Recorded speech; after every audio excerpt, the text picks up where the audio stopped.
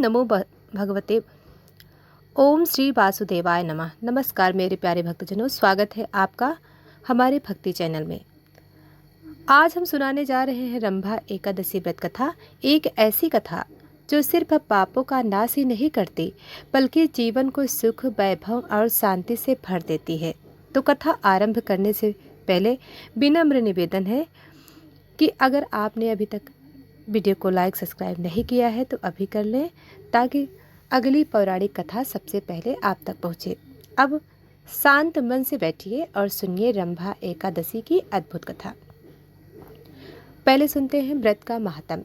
भगवान श्री कृष्ण ने धर्मराज युधिष्ठिर से कहा, हे राजन, कार्तिक मास के कृष्ण पक्ष की एकादशी का नाम रंभा एकादशी है।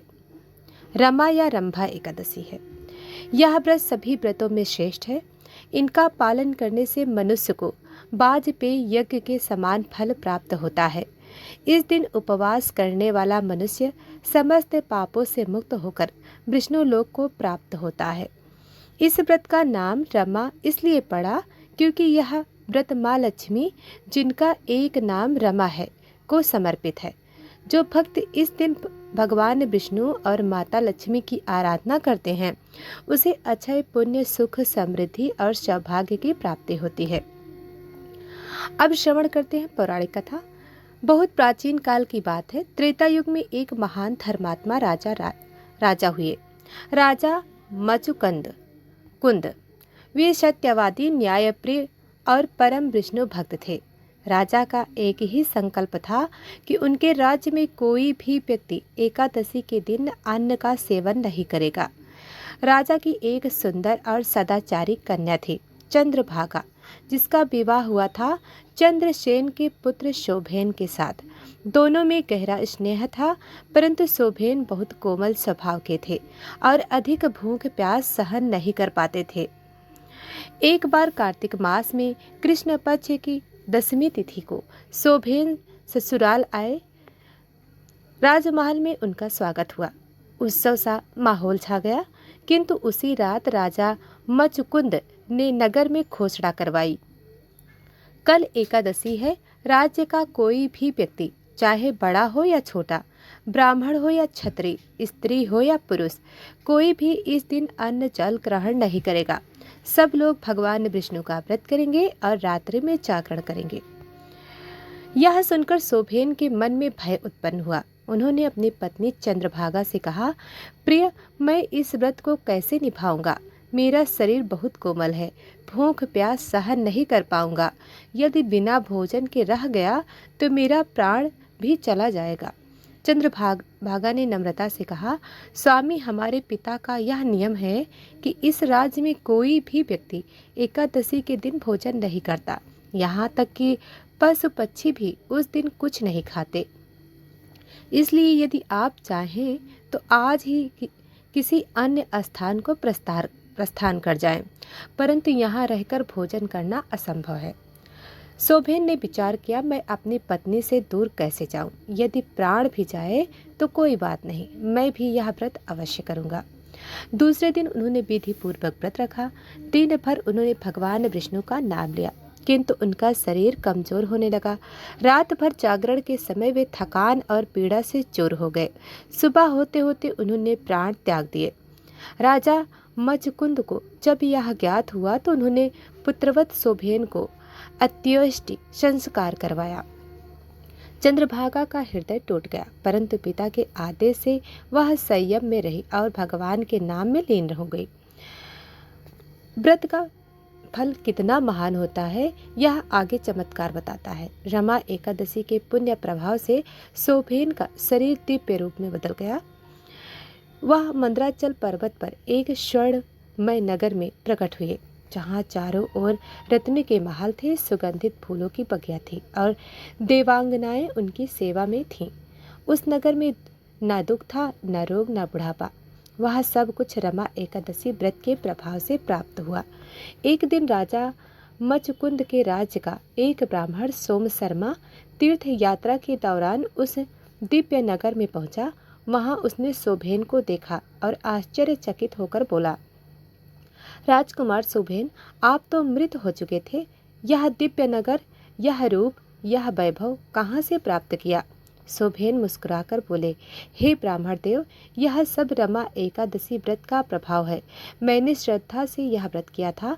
भले ही शरीर से कमजोर था, पर भगवान विष्णु ने मेरी भावना को स्वीकार कर लिया। इसी कारण मुझे यह दिव्य लोक मिला। किंतु फिर सौभेन ने कहा, हे ब्राह्मण, यह नगर अभी अस्थायी नहीं है। यह केवल मेरे व्रत के पुण्य के कारण टिका है। यदि मेरी पत्नी चंद्रभागा अपने पुण्य के अंश से यहाँ भेज दे तो यह नगर अस्थायी हो जा सकता है। ब्राह्मण सोम शर्मा ने लौटकर यह सब चंद्रभागा को बताया। चंद्रभागा का हृदय खुशी और श्रद्धा से भर गया। उसने कहा, यदि मेरे व्रत, तप और श्रद्धा का कोई पुण्य फल है तो वह मेरे पति के उस दिव्य नगर में अस्थायी रूप से स्थापित हो जाए।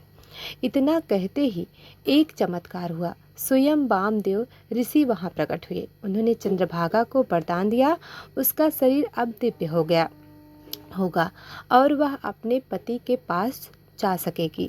क्षण भर में चंद्रभागा का शरीर प्रकाशमय हो उठा और वह आकाश मार्ग से चलकर अपने पति सौभेन के पास मंदराचल पर्वत के दिव्य लोक में पहुंच गई।